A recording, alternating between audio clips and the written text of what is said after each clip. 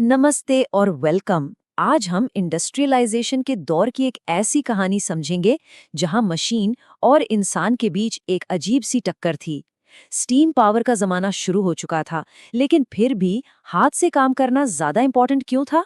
चलिए इस interesting puzzle को सॉल्व करते हैं। तो सबसे बड़ा सवाल यही है। एक तरफ स्टीम पावर और नई नई मशीन्स आ रही थीं, तो फिर विक्टोरियन इंग्लैंड के फैक्ट्री मालिक इंसानी हाथों से काम करवाना क्यों प्रेफर कर रहे थे? चलिए आज इस हिस्टोरिकल पजल को हम सॉल्व करते हैं। तो पार्ट 1 में हम यही देखेंगे कि मशीन्स के होते हुए भी हैंड लेबर आखिर जीत क्यों रहा था। इसके पीछे कुछ बहुत इंपॉर्टेंट इकोनॉमिक और सोशल रीजंस थे। ओके, तो इसको समझते हैं। सबसे बड़ा रीजन था अबंडेंस ऑफ लेबर, यानी काम करने वालों की कोई कमी ही नहीं थी। 19th सेंचुरी ब्रिटेन में गांव से गरीब किसान और बाकी लोग काम की तलाश में शहरों की तरफ भाग रहे थे। अब ये सिंपल इकोनॉमिक्स है। जब वर्कर्स की सप्लाई इतनी ज्यादा हो तो उनकी वेजेस यानी मजदूरी अपने आप कम हो जाती है। इसीलिए इंडस्ट्रियलिस्ट्स के लिए इंसानों से काम करवाना एक बहुत ही सस्ता ऑप्शन था। आप जरा इस कंपैरिजन को देखिए, इससे सब कुछ क्लियर हो जाएगा। मशीन्स बहुत महंगी थीं, उनमें बड़ा कैपिटल इन्वेस्टमेंट लगता था, फिर उनका रेगुलर मेंटेनेंस का खर्चा अलग। और दूसरी तरफ ह्यूमन लेबर सस्ता था, आसानी से मिल जाता था और सबसे इम्पोर्टेंट फ्लेक्सिबल था। जब जरूरत पड़ी हायर कर लिया और जब काम खत्म हुआ फायर कर दिया। सिंपल। इसका एक परफेक्ट एग्जाम्पल है सीजनल डिमांड। कुछ इंडस्ट्रीज जैसे कि वुल, प्रिंटिंग या जो खेती से जुड़ी थीं, वो साल के कुछ महीने ही चलती थीं। ऐसे में इंडस्ट्रियलिस्ट सिर्फ बिजी सीजन में वर्कर्स को काम पर रखते थे। मशीन खरीदना तो बेकार था, क्योंकि ऑफ सीजन में वो बस कोने में पड़ी रहती। बिल्कुल वैसे ही जैसे दिवाली के टाइम दुकानों में एक्स्ट्रा हेल्प रखी जाती है। और हाँ, ये भी समझना जरूरी है कि हर चीज मशीन से नहीं बन सकती थी। मशीन्स एक जैसे यानी यूनिफॉर्म प्रोडक्ट्स बनाने के लिए अच्छी थीं, लेकिन सोचिए उस टाइम 500 अलग-अलग तरह के हैमर्स और 45 तरह की एक्सेस बनाई जाती थीं। इतनी वैरायटी के लिए जो स्किल और प्रिसिजन चाहिए, वो तो सिर्फ इंसानी हाथ ही दे सकते थे। और अब आते हैं एक सबसे क्रूशियल पॉइंट पर। उस जमाने की अपर क्लास यानी जो अमीर लोग थे, वो हैंडमेड चीजें ही पसंद करते थे। उनके लिए ये एक स्टेटस सिंबल था, एलिगेंस और बेहतरीन डिजाइन की निशानी। मशीन से बनी चीजें तो आम लोगों के लिए मानी जाती थी। अच्छा, तो हमने ये तो जान लिया कि हैंड लेबर इतना जरूरी क्यों था, लेकिन अब इस कहानी का दूसरा पहलू देखते हैं। इस सिस्टम में काम करने वाले वर्कर्स की जिंदगी आखिर कितनी मुश्किल थी। शहरों में काम मिलने की खबर सुनकर लोग आते तो जरूर थे, पर ये एक जुए जैसा था। जॉब की कोई गारंटी नहीं थी। कई कई लोगों को हफ्तों तक सड़कों पर इंतजार करना पड़ता था, बेहद गरीबी में।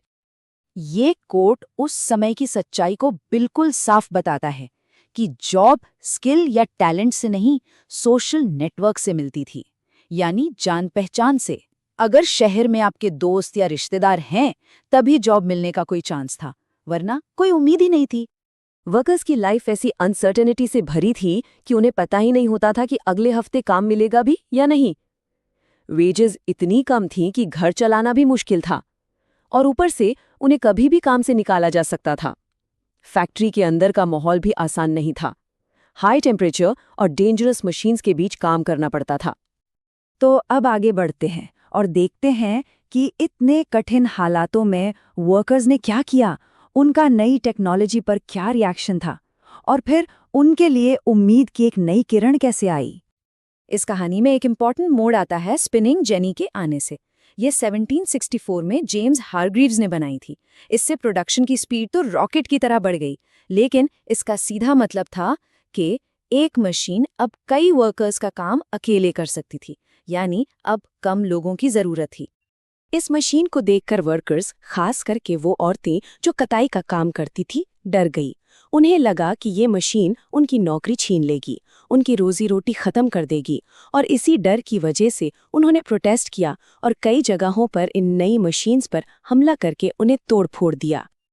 लेकिन 1840s के बाद एक उम्मीद की किरण नजर आई। शहर तेजी से बढ़ रहे थे और इस वजह से एक कंस्ट्रक्शन बूम आया, यानी बड़े पैमाने पर निर्माण का काम शुरू हुआ, जिससे एम्प्लॉयमेंट के नए मौके पैदा हुए। शहर बड़े हो रहे थे, सड़कें चौड़ी हो रही थीं, देश भर में रेलवे लाइंस बिछ रही थीं, ब्रिजेस और टनल्स बनाए जा रहे थे। इससे अचानक से मजदूरों की डिमांड बढ़ गई। सिर्फ ट्रांसपोर्ट इंडस्ट्री में ही वर्कर्स की संख्या पहले डबल हुई और अगले 30 सालों में ये फिर से डबल हो गई। ये एक बहुत बड़ा चेंज था।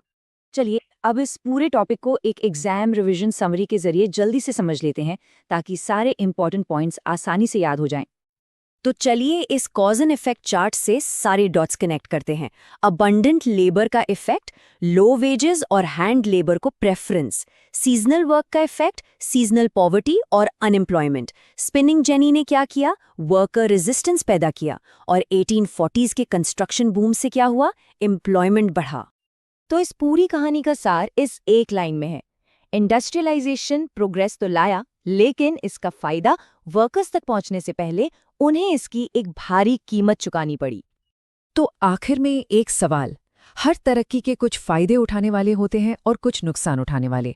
आज के मॉडर्न दौर में जब हम नई टेक्नोलॉजीज की बात करते हैं तो ये विनर्स और लूजर्स कौन हैं, इस पर सोचना जरूरी है।